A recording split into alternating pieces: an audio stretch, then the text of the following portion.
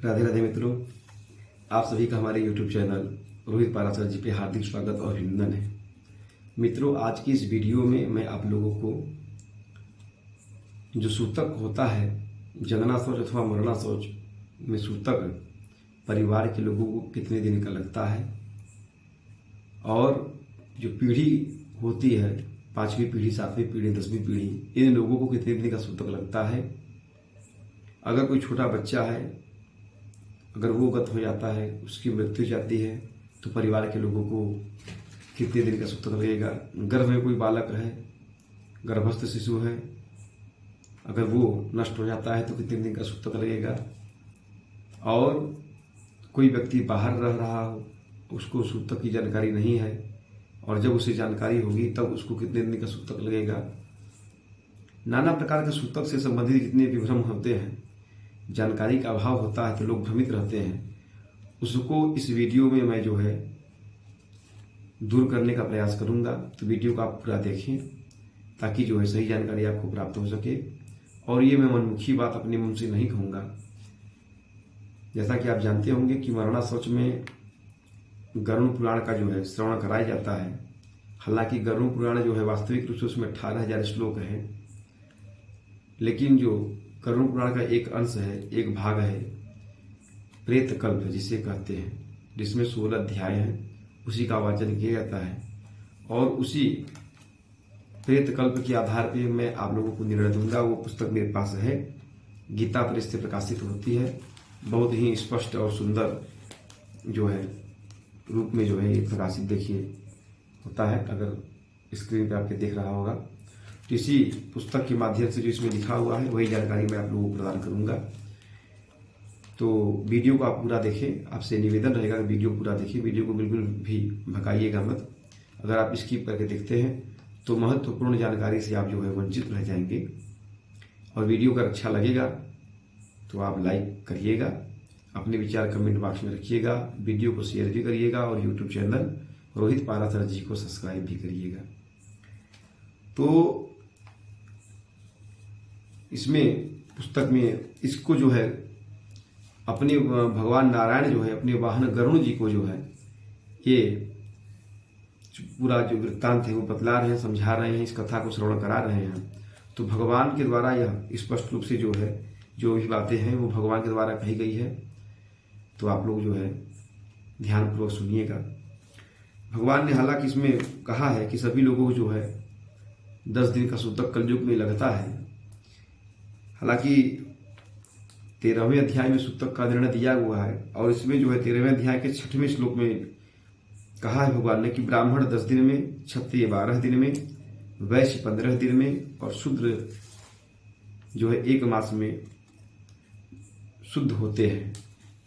लेकिन कलयुग में इन्होंने आगे चल के निर्णय दिया है, एक कलयुग में कलयुग में जगना शौच और मरना शौच में सभी वर्णों की 10 दिन में शुद्धि हो जाती है, ऐसा शास्त्र का निर्णय है।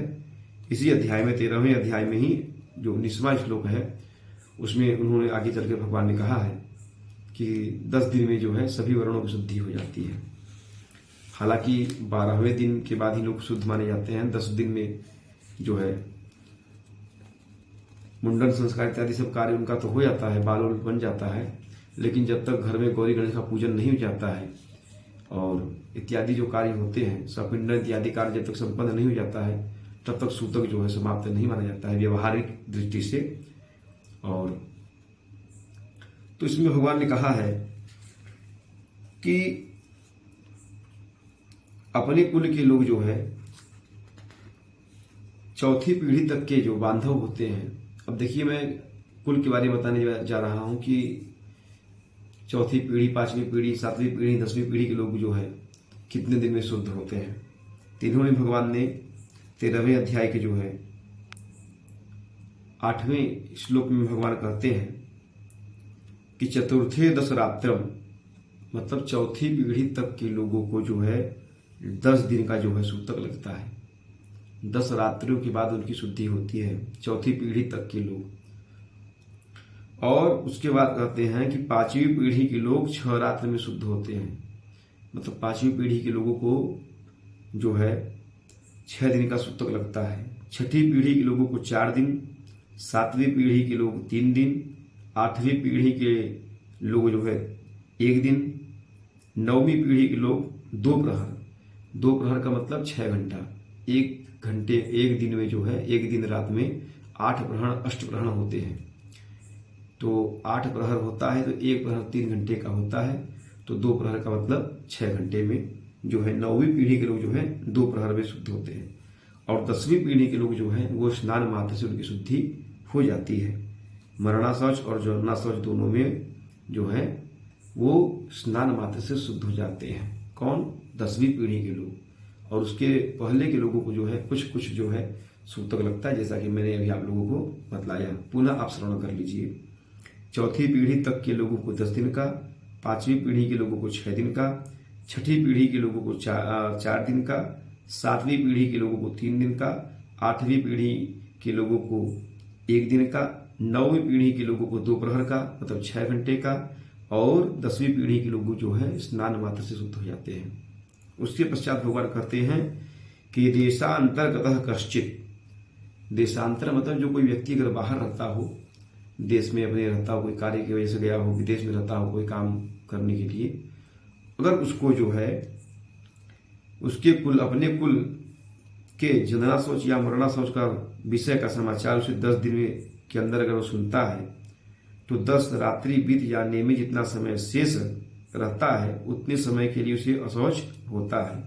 अर्थात कोई व्यक्ति बाहर, घर से बाहर है, कहीं अपना कार्य कर रहा है और उसको जो उसके घर में जनना शौच या मरणा शौच लग गया है और उसको जानकारी नहीं हुई और 2-4 दिन के बाद जानकारी होती है तो 10 रात बीतने में जितना समय बचा रहेगा उतना ही उसको सूतक लगेगा। ऐसा नहीं कि घर का सूतक जो है 5 दिन बीत चुका है और उसको 5 दिन के बाद जानकारी मिलती है तो फिर उसको 10 दिन का सूतक लगेगा। नहीं, 5 दिन से बचा हुआ है तो 5 दिन ही उसको सूतक लगेगा। और उसके पश्चात भगवान कहते हैं कि 10 दिन बीत जाने के बाद, मतलब 10 दिन जो है सूतक का बीत चुका है और 1 वर्ष से पहले तक ऐसा समाचार मिलने पर 3 रात का शौच रहता है। 10 दिन बीत चुका है, सूतक का 10 दिन बीत चुका है और 1 वर्ष के भीतर अगर उस व्यक्ति को जो बाहर रहता है, घर के लोगों को नहीं, जो बाहर है, उसी घर का रहने वाला भी कोई भी सदस्य है और वो बाहर रहता है तो 10 दिन बीत चुका है और 1 वर्ष के भीतर अगर उसे जानकारी मिलती है घर के अशौच के बारे में, जनना शौच या मरणा शौच के बारे में, तो उसे जो है तब जो है 3 दिन का अशौच मतलब सूतक उसे 3 दिन का लगेगा। और संवत्सर अर्थात 1 वर्ष बीत जाने पर समाचार मिले तो स्नान मात्र से शुद्धि हो जाती है। और 1 वर्ष के बाद अगर उस व्यक्ति को घर के चंदना शौच या मरणा शौच के बारे में जानकारी प्राप्त होती है, 1 वर्ष बीत चुका है, तब उस व्यक्ति को केवल स्नान मात्र करने से उसकी जो है सूतक जो है उसका समाप्त हो जाता है। इसके पश्चात भगवान कहते हैं कि मरणा शौच के आदि के 2 भागों को बीतने पर, ध्यान पूर्वक सुनिएगा, बहुत ही महत्वपूर्ण बात मैं बतलाने जा रहा हूँ। भगवान ने गरुड़ जी को जो बात बतलाई है, भगवान कहते हैं कि मरणा शौच के आदि के 2 भाग बीतने पर, आदि मतलब शुरुआत के 2 भागों बीतने पर अर्थात 6 दिन, यदि कोई दूसरा अशौच पड़े तो आदि अशौच की निवृत्ति के साथ ही दूसरे अशौच की भी निवृत्ति हो जाती है। कहने का तात्पर्य यह है कि अगर कोई घर परिवार में मरणा शौच पड़ा हुआ है और 6 दिन के भीतर अगर कोई दूसरा व्यक्ति अगर मर जाता है, उसकी भी गति हो जाती है, और 6 दिन के भीतर अगर ऐसा कार्य होता है तो पहले वाले अशौच के साथ ही दूसरे वाले भी अशौच की शुद्धि हो जाती है।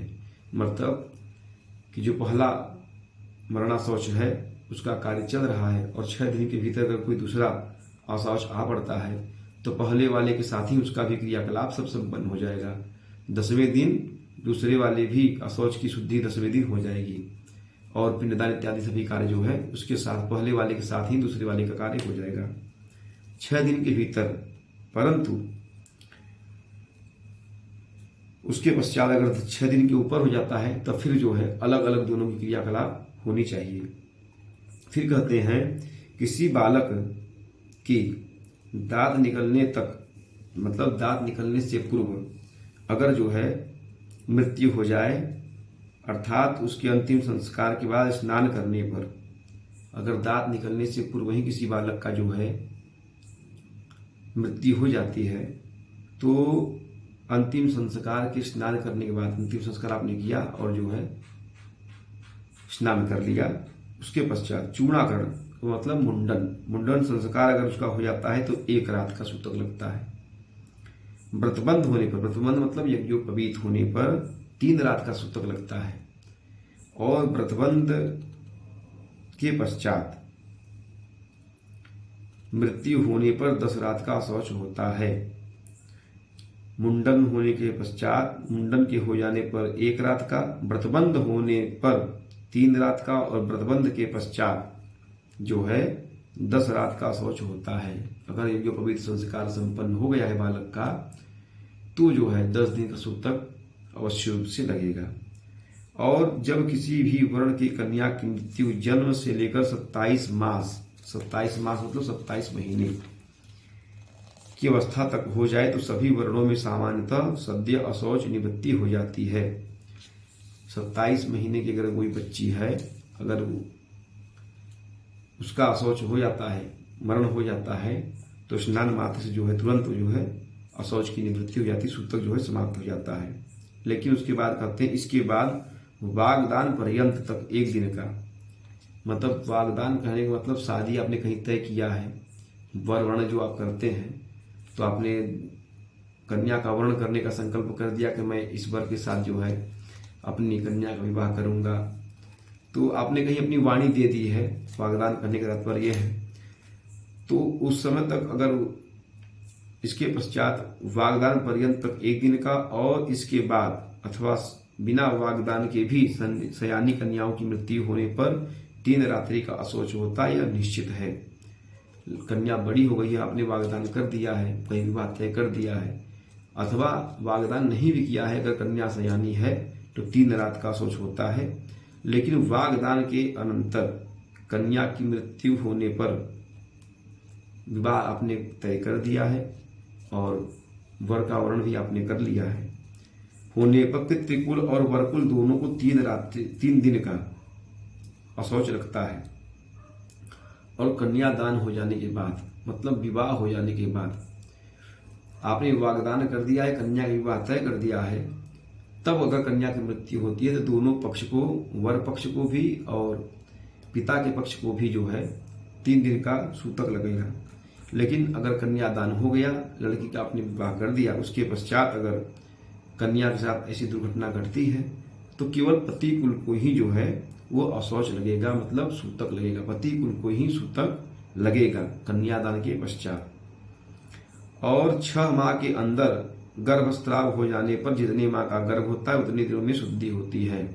अगर आपके गर्भ में, माताओं बहनों के गर्भ में जितने महीने का बच्चा रहता है और अगर वो किसी कारण से खराब हो जाता है तो जितने महीने का बच्चा रहता है उतने महीने का जो है उनको सूतक, उतने दिनों का जो है उनको सूतक लगता है।